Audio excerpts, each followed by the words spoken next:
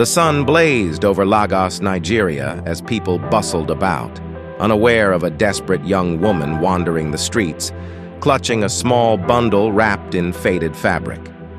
Her name was Amara, an 14-year-old girl from a small village who had come to Lagos seeking greener pastures. Instead, she found heartbreak. Pregnant and abandoned by the father of her child, her options dwindled. Her family disowned her for bringing shame, leaving her homeless and hopeless. Amara reached a quiet roadside near a large mango tree. Tears streamed down her face as she whispered an apology to the child in her bag.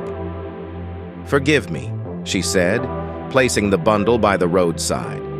Without looking back, she disappeared into the crowd. Moments later, a car pulled over. Inside were Mr. and Mrs. Adeyemi, a couple in their early 40s who had been childless for years. Returning from a church service, Mrs. Adeyemi noticed the baby and instinctively told her husband to stop. "Oh, Bayo, look! A baby!" she exclaimed, rushing out of the car. Mr. Adeyemi hesitated but soon joined her. "We can't just leave him here," Mrs. Adeyemi pleaded, cradling the baby. The couple took the child home and named him Victor, believing he was a blessing from God. Victor grew up in a loving middle-class household. The Adeyemis instilled in him the values of hard work, kindness, and determination. From an early age, he showed remarkable intelligence and ambition.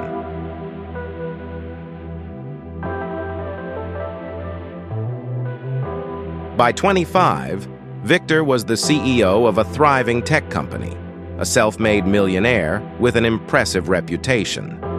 Despite his success, Victor had an unusual preference when it came to relationships. He was attracted to older women. His friends teased him, but Victor dismissed them, saying, "It's not about age, it's about connection and understanding."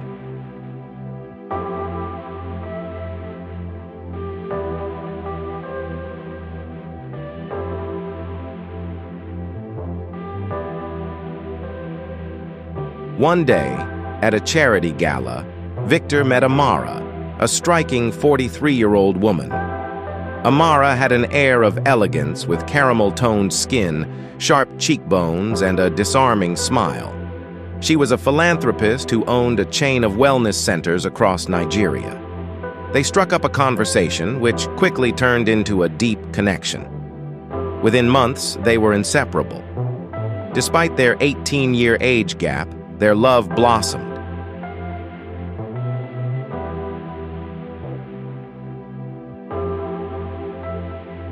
And they married in a lavish ceremony attended by friends, family, and notable figures.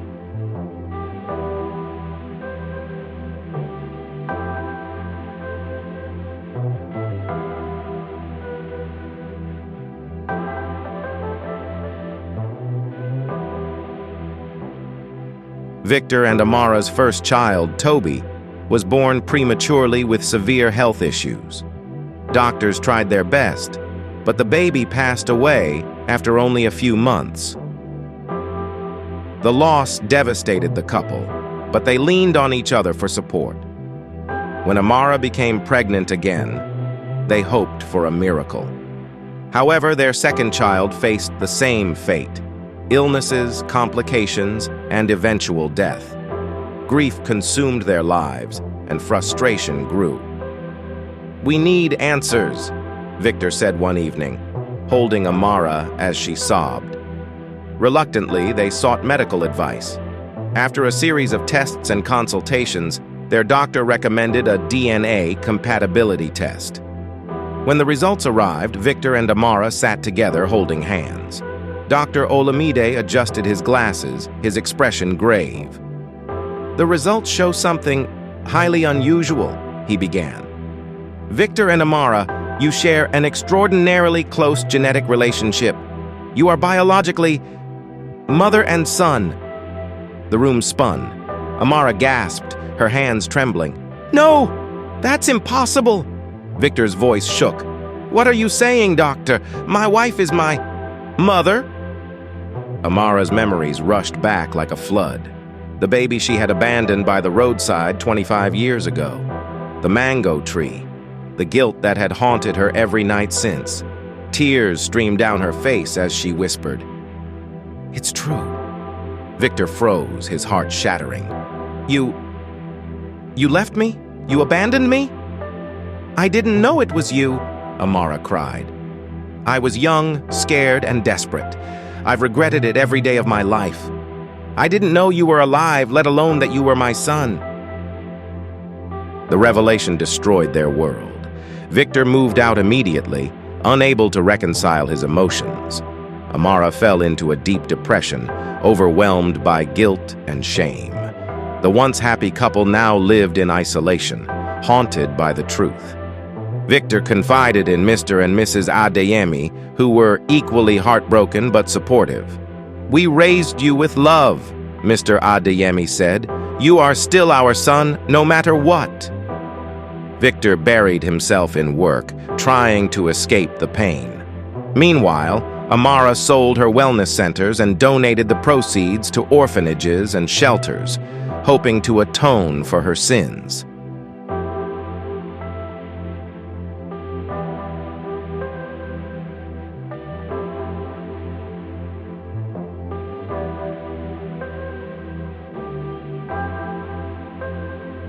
Months later, Victor visited Amara.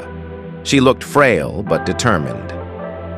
"I don't expect forgiveness," she said, "but I need you to know that I've always loved you even before I knew who you were." Victor, though conflicted, saw the sincerity in her eyes. "I'm still angry," he admitted, "but I can't hate you forever. We've both suffered enough." Their story serves as a cautionary tale. Decisions made in desperation can have lifelong consequences. Transparency and honesty are crucial in any relationship. Healing takes time, but is essential for moving forward.